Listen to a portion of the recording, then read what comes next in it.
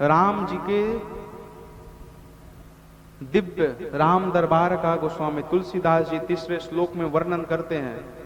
और याद रखिएगा, संत महापुरुष कहते हैं इस तीसरे श्लोक को जो व्यक्ति दिन में एक बार भी यदि बोल देना, नीलाम भुजस्याम मलको मलांगम सीता समाड़ो पितवाम भागम पाणो महासायक चारु चापम नमामि रामम रघुवंशनाथम। याद रखिए, पूरी की पूरी श्री रामचरितमानस पढ़ने का उसको फल प्राप्त हो जाता है, केवल ये एक श्लोक कह देने मात्र से।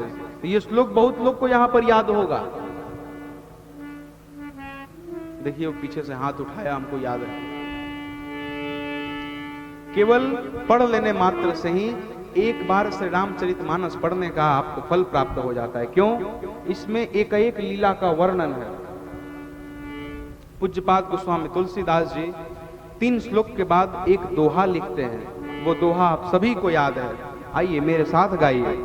श्री गुरु चरण सरोज रज निज मन मुकुर सुधारी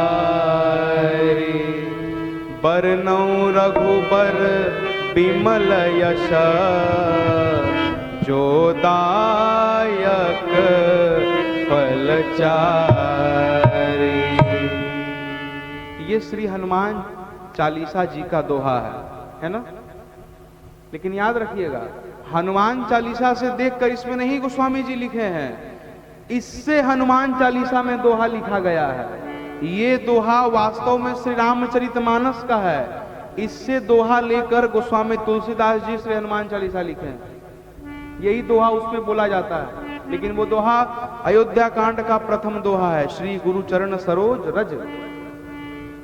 गोस्वामी जी कहते हैं, कथा को लिखने से पहले मैं पूज्य गुरुदेव भगवान के चरण रूपी रज को मन रूपी मुकुर में लगाना चाहता हूं और लगाकर अपने मन को साफ करना चाहता हूं। अपने मन को साफ करना चाहता हूं। क्यों? श्री अयोध्या कांड में भगवान की कथा नहीं है। देखिए थोड़ा बहुत है, लेकिन इसमें अपार चरित्र पता है किसका गाया गया है? श्री भरत जी सरकार का, राम जी के छोटे भाई। इसमें अधिक चरित्र भरत जी का गाया गया है। गोस्वामी तुलसीदास जी कहते हैं कि मैं वो चरित्र लिखने जा रहा हूं, भरत जी का वो चरित्र जिन चरित्र को राम जी जानते तो हैं, लेकिन राम जी भी बखान नहीं कर सकते हैं। कौन?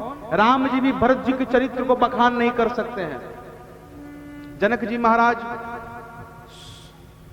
सुनैना जी से चित्रकूट में ये बात कहते हैं, देवी मैं जनक, मैं राजनीति में निपुण हूं, मैं ब्रह्म को जानता हूं, वेद को जानता हूं, शास्त्र को जानता हूं, पुराण को जानता हूं। वेद जिनका नीति बखान करते हैं, मैं उन परम तत्व को भी जानता हूं। लेकिन देवी मैं भरत जी के चरित्र को नहीं जानता, मेरी में क्षमता नहीं है। यदि मैं छल भी करूं तो भी छल करके मैं भरत जी के चरित्र को नहीं जान पाऊंगा। भरत जी का चरित्र अपार है, भरत जी का चरित्र अपार है।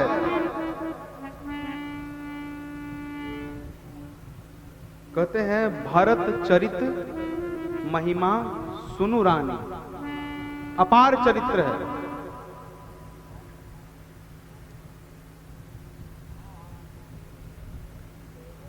देवी मैं भरत जी के चरित्र को, हां एक व्यक्ति भरत जी के चरित्र को जानता है, वो है स्वयं श्री राम जी। लेकिन देवी राम जी उनके चरित्र को जानते तो हैं, लेकिन उनके चरित्र का बखान राम जी भी नहीं कर सकते। उनके चरित्र का बखान राम जी भी नहीं कर सकते। तुलसीदास जी कहते हैं जिस चरित्र का बखान राम जी भी नहीं कर सकते, उस चरित्र को ये मन तुलसी लिखने जा रहा है। तो ऐसे दिव्य आत्मा के चरित्र को लिखने के लिए सबसे पहले अपने मन रूपी दर्पण को गुरुदेव के चरण रूपी धूलि से साफ करना अति आवश्यक है। श्री गुरु चरण सरोज रज निज मन मुकुर सुधारी, बरनऊ रघुवर विमल यस जो दायक फल चारी, जो 4 प्रकार के फलों का प्रदान करता है, धर्म अर्थ काम और मोक्ष। गोस्वामी तुलसीदास जी श्री अयोध्या कांड को प्रारंभ करते हैं। विवाह के बाद जब राम जी अयोध्या में आए, 11 वर्षों तक अयोध्या में